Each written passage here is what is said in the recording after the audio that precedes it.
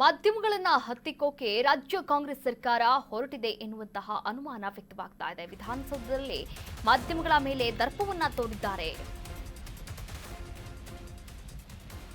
ಮಾಧ್ಯಮಗಳನ್ನ ಹತ್ತಿಕ್ಕಲು ಹೊರಟ ಕಾಂಗ್ರೆಸ್ ಸರ್ಕಾರ ವಿಧಾನಸೌಧದಲ್ಲಿ ಮಾಧ್ಯಮಗಳ ಮೇಲೆ ದರ್ಪವನ್ನ ತೋರಿದ್ದಾರೆ. ಸಿಬ್ಬಂದಿ ಆಡಳಿತ ಸುಧಾರಣಾ ಇಲಾಖೆ ದರ್ಪವನ್ನ ತೋರಿರುವಂತದ್ದು. ಫಿಕ್ಸ್ ಮಾಡಿದಂತಹ ಸ್ಥಳದಲ್ಲೇ ಬೈಟ್ ತಗೋಬೇಕಂತೆ. ಬೇರೆ ಸ್ಥಳಗಳಲ್ಲಿ ಬೈಟ್ಗಳನ್ನ ಪಡೆಯುವಂತಿಲ್ಲ, ಬೇರೆ ಸ್ಥಳದಲ್ಲಿ ಪ್ರತಿಕ್ರಿಯೆ ತೆಗೆದುಕೊಳ್ಳುವಂತಿಲ್ಲ. ವಾರ್ತಾ ಇಲಾಖೆಗೆ ಪತ್ರವನ್ನು ಬರೆದಿರುವಂತಹ ಡಿಪಿಆರ್ ಮಾಧ್ಯಮಗಳನ್ನ ಹತ್ತಿಕ್ಕಲು ಸರ್ಕಾರ ಹೊರಟಿರುವಂತದ್ದು.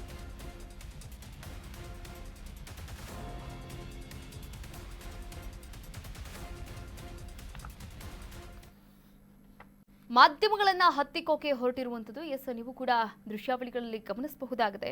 ವಾರ್ತಾ ಇಲಾಖೆಗೆ ಫಿಕ್ಸ್ ಮಾಡಿದಂತಹ ಸ್ಥಳಗಳಲ್ಲೇ ಬೈಟ್ ತಗೋಬೇಕು ಅಂತ ಸಿಬ್ಬಂದಿ ಆಡಳಿತ ಸುಧಾರಣಾ ಇಲಾಖೆ ದರ್ಪವನ್ನ ತೋರಿರುವಂಥದ್ದು. ಈ ಕುರಿತಂತೆ ಒಂದು ಸುದೀರ್ಘವಾದಂತಹ ಮನವಿ ಪತ್ರವನ್ನ ಕೂಡ ಬರೆದಿರುವಂಥದ್ದು. ನೋಡಿ, ಫಿಕ್ಸ್ ಮಾಡಿದಂತಹ ಸ್ಥಳಗಳಲ್ಲಿ ಮಾತ್ರ ಬೈಟ್ ತೆಗೆದುಕೊಳ್ಬೇಕು, ಬೇರೆ ಸ್ಥಳಗಳಲ್ಲಿ ಬೈಟ್ಗಳನ್ನ ಪಡೆಯುವಂತಿಲ್ಲ.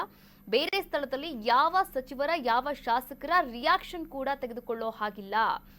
ಈ ಒಂದು ಮನವಿ ಪತ್ರದಲ್ಲಿ ಉಲ್ಲೇಖ ಮಾಡಲಾಗಿರುವಂಥದ್ದು. ಮಾಧ್ಯಮಗಳನ್ನ ಹತ್ತಿಕ್ಕೋಕೆ ರಾಜ್ಯ ಕಾಂಗ್ರೆಸ್ ಸರ್ಕಾರ ಹೊರಟಿರುವಂಥದ್ದು. ಎಸ್, ನೀವು ಕೂಡ ದೃಶ್ಯಾವಳಿಗಳಲ್ಲಿ ಗಮನಿಸ್ತಾ ಇದ್ದೀರಾ. ಸರಿಯಾಗಿ ಪ್ರಶ್ನೆ ಮಾಡಿದ್ರೆ ಆ ಪ್ರಶ್ನೆಗೆ ಉತ್ತರವನ್ನ ಕೊಡುವಂತಹ ಬದಲು ಜಾರ್ಕೊಳ್ಳೋಕೆ ಈ ರೀತಿಯ ಪ್ಲಾನ್ ನ ಮಾಡ್ಕೊಂಡಿದ್ದಾರಾ ಸಚಿವರು ಶಾಸಕರು? ಭದ್ರತೆಯ ನೆಪದಲ್ಲಿ ಮಾಧ್ಯಮಗಳ ಮೇಲೆ ಸವಾರಿಯನ್ನ ಮಾಡ್ತಾ ಇದ್ದಾರಾ? ಹಾಗಾದ್ರೆ ಇವರೆಲ್ಲ ಭದ್ರತೆಯ ನೆಪದಲ್ಲಿ ಮಾಧ್ಯಮಗಳ ಮೇಲೆ ಸವಾರಿ ಮಾಡ್ತಾ ಇದ್ದಾರೆ.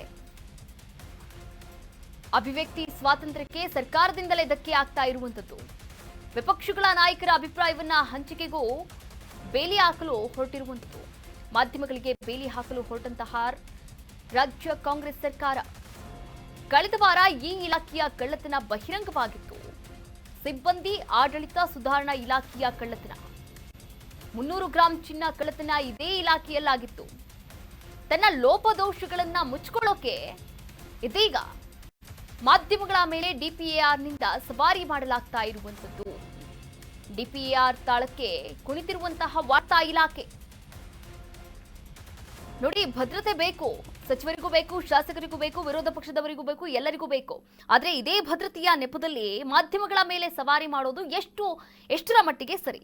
ಅಭಿವ್ಯಕ್ತಿ ಸ್ವಾತಂತ್ರ್ಯ, ನಿಮಗೂ ಕೂಡ ಅಭಿವ್ಯಕ್ತಿ ಸ್ವಾತಂತ್ರ್ಯ ಇದೆ, ಅದೇ ರೀತಿ ಮಾಧ್ಯಮಗಳಿಗೂ ಕೂಡ ಅಭಿವ್ಯಕ್ತಿ ಸ್ವಾತಂತ್ರ್ಯ ಇರುವಂತದ್ದು. ಆದ್ರೆ ವಿಪಕ್ಷಗಳ ನಾಯಕರ ಅಭಿಪ್ರಾಯ ಹಂಚಿಕೆಗೂ ಕೂಡ ಇದೀಗ ಬೇಲಿ ಹಾಕೋಕೆ ಮುಂದಾಗಿರುವಂತದ್ದು. ನೋಡಿ, ಕಳೆದ ವಾರ ಇದೇ ಸಿಬ್ಬಂದಿ ಆಡಳಿತ ಸುಧಾರಣಾ ಇಲಾಖೆಯಲ್ಲಿ ಒಂದು ಕಳ್ಳತನ ನಡೆದಿರುವಂತದ್ದು. 300 ಗ್ರಾಂ ಚಿನ್ನ ಕಳ್ಳತನ ಆಗಿದ್ದು ಇದೇ ಇಲಾಖೆಯಲ್ಲಿ. ಹೀಗಾಗಿ ತನ್ನ ಒಂದು ಲೋಪದೋಷಗಳನ್ನ ಮುಚ್ಚಿಕೊಳ್ಳೋಕೆ ಮಾಧ್ಯಮಗಳ ಮೇಲೆ ಡಿಪಿಆರ್ ಸವಾರಿಯನ್ನು ಮಾಡ್ತಾ ಇರುವಂತದ್ದು. ಎಸ್, ಈ ಕುರಿತಂತೆ SR ವಿಶ್ವನಾಥ್ ಅವರು ಮಾತನಾಡಿದ್ದಾರೆ, ನೋಡ್ಕೊಂಡು ಬರೋಣ. ಸಂಬಂಧಪಟ್ಟಂತ ಮಂತ್ರಿಗಳ ಹೇಳಿಕೆಗಳನ್ನು ಕೂಡ ಅಲ್ಲೇ ನಾವೆಲ್ಲ ಕೂಡ ನೋಡ್ತಾ ಇದ್ದೀವಿ. ಮತ್ತು ಕಮಿಟಿ ಮೀಟಿಂಗ್ಗಳಾದಾಗ ಕೂಡ ಅಲ್ಲೂ ಬಂದು ಕೆಲವು ಹೇಳಿಕೆಗಳನ್ನು ತಗೊಳ್ತಾ ಇದ್ದೀವಿ. ಆದ್ರೆ ಮೊನ್ನೆ ವಿಧಾನಸೌಧದಲ್ಲಿ ನಡೆದಂತ ಘಟನೆ ನಡೀತು, ಪೊಲೀಸರ ವೈಫಲ್ಯ. ಯಾಕಂದ್ರೆ ಏನೇ ಹೊರಗಡೆ ಬ್ಯಾಗ್ಗಳನ್ನ ತಗೊಂಡೋಗ್ಬೇಕಾದ್ರೆ ಸ್ಕ್ಯಾನ್ ಮಾಡ್ತಾರೆ.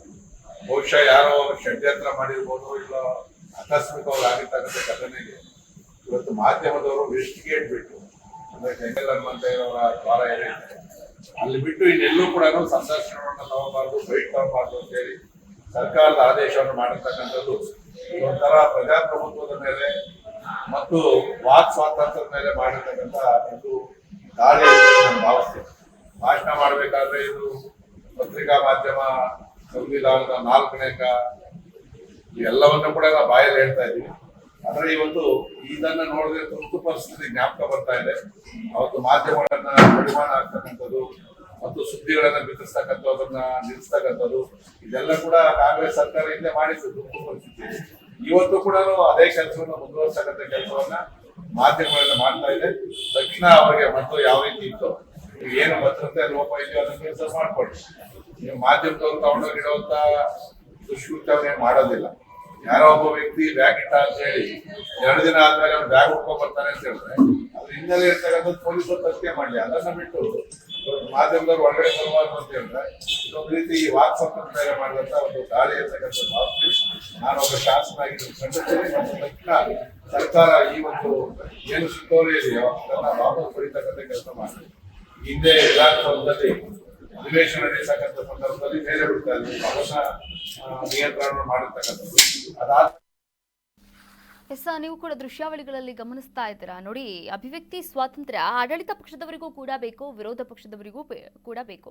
ಅದರಂತೆ ಮಾಧ್ಯಮದಲ್ಲಿ ಕೆಲಸ ಮಾಡುವಂತಹ ಮಾಧ್ಯಮ ಮಿತ್ರರಿಗೂ ಕೂಡ ಬೇಕು. ಯಾಕಂದ್ರೆ ವಿರೋಧ ಪಕ್ಷದವರ ಹೇಳಿಕೆಗಳು ಏನಿರುತ್ತೆ, ಹಾಗೆ ವಿರೋಧ ಪಕ್ಷದವರ ಅಭಿಪ್ರಾಯಗಳು ಏನಿರುತ್ತೆ, ಅದನ್ನೆಲ್ಲ ಕೂಡ ಹಂಚ್ಕೊಳ್ಳೋಕೆ ಒಂದು ವೇದಿಕೆ ಅಂದ್ರೆ ಅದು ಮಾಧ್ಯಮ ಅಂತಾನೆ ಹೇಳ್ಬೋದು. ಎಸ್, ಮಾಧ್ಯಮಗಳನ್ನ ಹತ್ತಿಕ್ಕೋಕೆ ಇದೀಗ ರಾಜ್ಯ ಕಾಂಗ್ರೆಸ್ ಸರ್ಕಾರ ಈ ರೀತಿಯ ಒಂದು ಮನವಿಯನ್ನ ಮಾಡಿರುವಂತದ್ದು ವಾರ್ತಾ ಇಲಾಖೆಗೆ. ಆದ್ರೆ ವಾರ್ತಾ ಇಲಾಖೆ ಈ ಕುರಿತಂತೆ ಏನು ರಿಯಾಕ್ಟ್ ಮಾಡುತ್ತೆ ಕಾದು ನೋಡ್ಬೇಕಾಗಿದೆ.